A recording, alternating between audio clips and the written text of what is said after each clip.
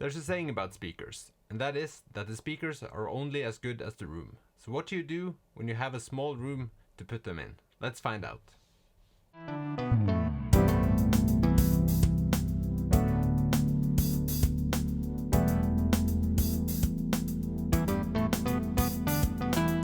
Hi, my name is Øystein and welcome to my channel. I'm a home recording enthusiast and I've been working on acoustic measurements professionally. In this video I'm going to give you my tips for what to think about when buying speakers for a small room.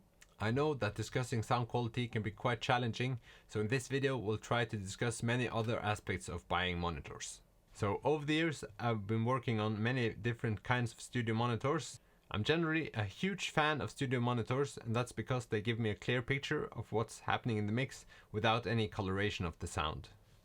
The downside, of course, is that the badly mixed records will sound even more bad than they did before you bought your studio monitors. So, with this year's home office situation, I decided to make my home office even more pleasant to be in, so I decided to buy a pair of new studio monitors. The first one, and the most boring one of course, is the price. Most of us are limited to a budget, and luckily there are many good options even at a small budget these days, but we'll skip to number 2 on the list. So the second point is sound quality. This is of course the most important point on the list, but it's also the most difficult to discuss. So when discussing speakers and sound, people tend to emphasize different areas of the music. Some like the speaker separation, some like the bass, some like the middle, some like the treble. So it's difficult to suggest a specific monitor for anyone. So the most important thing for me is that the speakers can play at a low volume. Many speakers tend to not tackle this as well. It's important so my ears don't fatigue while listening to mixes for a long time, and for my neighbors to accept that I'm doing mixes at home. So the second thing for me is the speaker separation abilities. If the speakers can separate the sound in a good way, I can listen to all the instruments at once and I can decide where in the mix they should sit. It's also much more fun to listen to speakers that has a good separation ability, because panning things are fun and you can listen to all the instruments at once.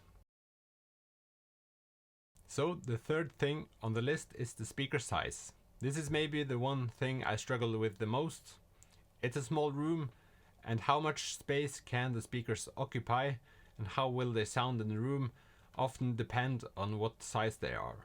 So if the speakers are large, they often go lower in frequency, and lower in frequency also tends to be a problem in a small room because you get a lot of rumble.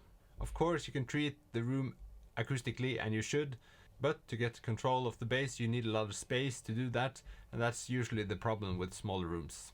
Bass is usually the elephant in the room because most of us like to listen to the bass, but the rooms usually can't handle as much bass as we really want to listen to. So number 4 on the list, and the most shallow one, is of course the looks of the speakers. This is something I tend to think that I don't care much about, but I really do. I'm sorry to say, but some of the competitors in this competition were left out quite early because of their looks. So I told you that number 2, sound quality, was the most important thing about picking a speaker, but the most important thing of course is how your relationship to your neighbors are. So especially important with bass, because bass easily penetrates walls and brings your neighbors joy and agony. So these are my 5 tips for picking out a speaker for a small bedroom or a small room in general. Now over to which speakers I chose for my home studio.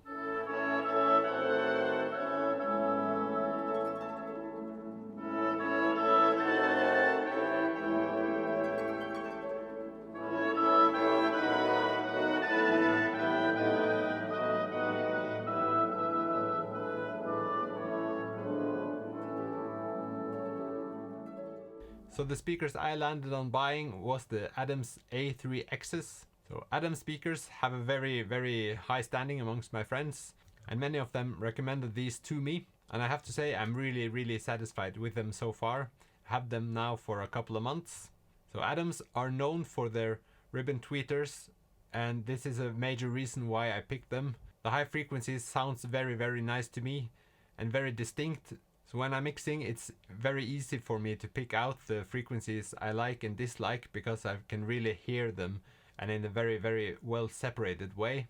So the first pair of monitors I considered buying was the ADEM T5V. The reason why I chose the A3Xs over these is that they are somewhat smaller in size and they have front ported bass ports. So this is of course a small room, so with the ports being at the front, I don't have to care that much about how close the speakers are to the wall. I've experienced a lot of issues with this before when you have the rear ported bass ports and the bass just amplifies in the corner and to the back wall and makes a really rumbly noise that masks the higher frequencies. So this means that I can place the speakers more freely, and that's really great. So for now my room is quite acoustically untreated, but as you can see to my side I have a bunk bed which really helps me to get rid of a lot of rumble in the room, but at some point I have to get more acoustic treatment in here. So it's been a real joy to have these speakers in my home office. When I'm listening to music it's such a joy, and when mixing I feel that I hear everything I need to hear to be able to mix properly.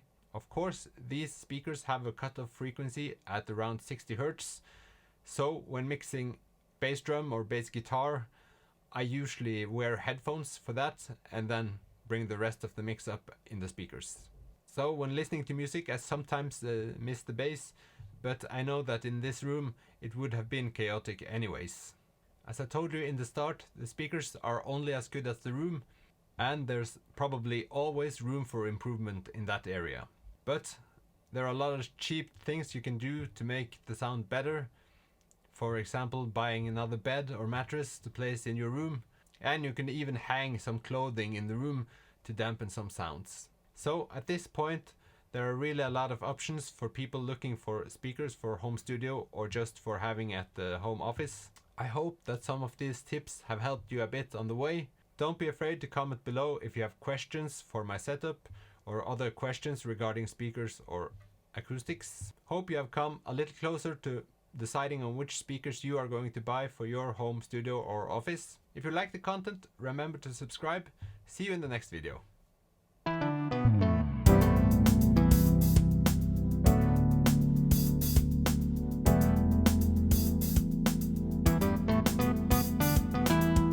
Monitors, monitors, monitors, monitors, monitors, monitors, monitors, monitors, monitors, monitors, monitors, monitors.